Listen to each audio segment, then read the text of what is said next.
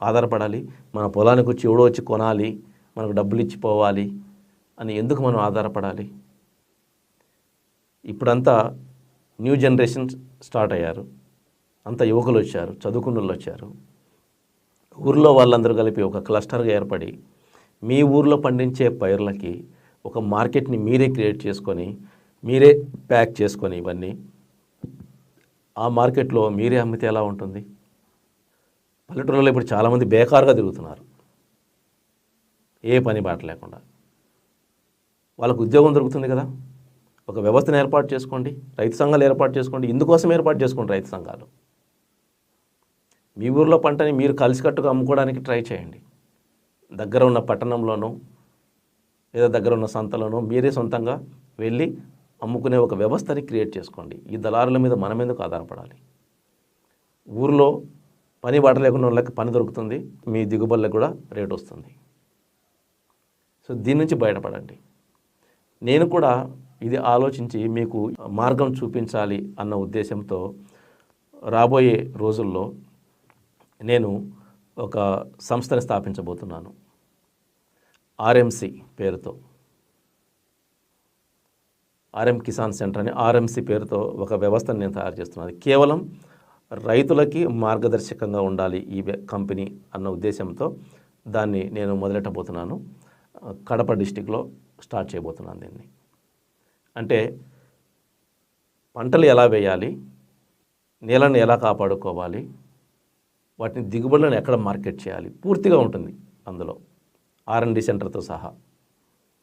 So అది మొదలైన తర్వాత మీకు ఇన్ఫర్మేషన్ ఇస్తాం మేము. ప్రతి ఆదివారము అక్కడ రైతులకి 50 మందికి ట్రైనింగ్ ప్రోగ్రామ్స్ ఉంటాయి. మీరు వచ్చి అక్కడ పూర్తి సమాచారం తెలుసుకొని పోయి అది మీకు నచ్చితే, అది సరైనది అనిపిస్తే మీరు మీ పొలాల్లో కూడా మీరు అక్కడ వాటిని పాటించవచ్చు. మార్కెటింగ్ విధానాలు కూడా అక్కడ నేర్పబడతాయి మీకు. ఒక 3-4 నెలల్లో అది మొదలవుతుంది. ఇది కేవలం రైతులకి సేవ చేయాలనే ఉద్దేశంతోనే ఆ సంస్థని స్థాపించబోతున్నాం, ఆర్ఎంసి అనేది. తర్వాత దాని ఉపయోగం మంచిగా అందరికీ రీచ్ అయితే దాదాపుగా అన్ని జిల్లాల్లో దాన్ని స్టార్ట్ చేయడానికి కూడా మేము ముందుకు వస్తాం. ఇది కేవలం రైతుల కోసమే.